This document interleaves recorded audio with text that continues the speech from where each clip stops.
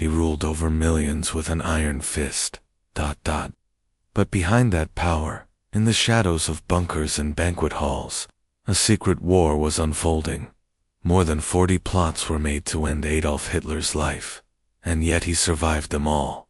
This is the true story of the men who tried, and the fate that defied them. By the late 1930s, Adolf Hitler wasn't just a political figure, he had become a symbol. To some, he embodied German pride and power.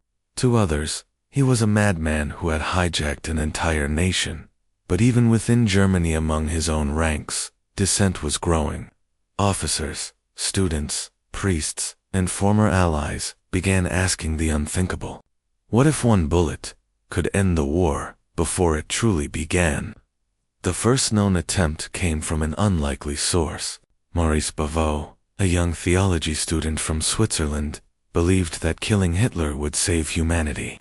Armed with a small pistol, he made his way to Munich in 1938, determined to shoot the dictator during a parade. But when the moment came, his view was blocked. Security was tighter than expected, and his nerve gave way. He was arrested days later, and eventually executed by guillotine. A year later, another name surfaced: Georg Elzor, a carpenter, a loner, and a man driven by moral clarity. He spent over a month carving out a cavity in a stone pillar at the Bürgerbüro Eukeler, where Hitler delivered an annual speech commemorating his failed 1923 coup. Elsor's homemade bomb was precise, timed to detonate at exactly 9:20 p.m., and it did, tearing through the hall in a thunderous blast. But Hitler had left 13 minutes early. Elsar was caught trying to flee to Switzerland. He was tortured, imprisoned, and finally executed in the final weeks of the war. Others tried more subtle means, poisoning his food, rigging his aircraft, sabotaging vehicles. But Hitler's paranoia was legendary.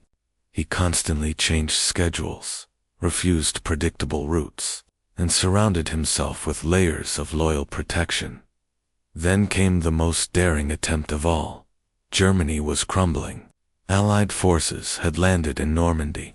The Eastern Front was bleeding.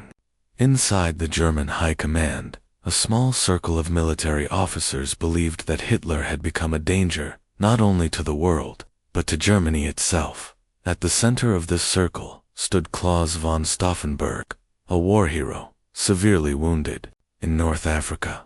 He had lost an eye, a hand, and 2 fingers, but not his conviction. He joined the resistance and helped plan Operation Valkyrie, a bold, multi-phase coup intended to kill Hitler and seize control of the government. The plan hinged on one moment.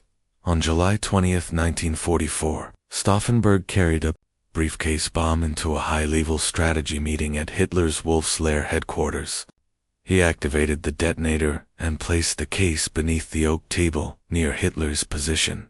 Minutes later, he excused himself and left the building. At 12:42 p.m., the bomb exploded. Walls collapsed. Dust choked the air. 4 men died, but not Hitler. Unknowingly, one of the officers had moved the briefcase behind a thick table leg, shielding Hitler from the full force of the blast. The dictator emerged bruised, deafened, but alive. The conspirators tried to activate the next phase of the coup in Berlin, but confusion and loyalty to Hitler doomed the effort. Stauffenberg and his fellow plotters were executed that very night.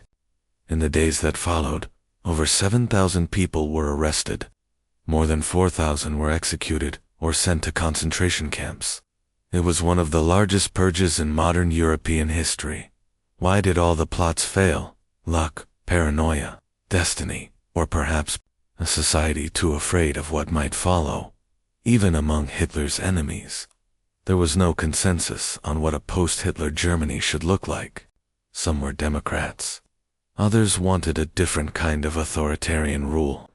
A few were former Nazis themselves, driven not by justice, but by desperation. Still, each attempt was a flash of conscience in a nation sinking deeper into horror. Had even one of them succeeded, the Holocaust might have ended sooner. Millions might have been spared. The Cold War's shape could have changed forever, but history does not answer what-ifs. It only leaves echoes, in the end. Hitler was not brought down by a righteous bullet or a rebel's explosion. He died by his own hand, in a bunker beneath a ruined Reich, as the world closed in on him, and yet, the courage of those who tried remains. Their plans failed. Their lives were taken, but their message endures. Even in the darkest regimes, there are those who choose to resist,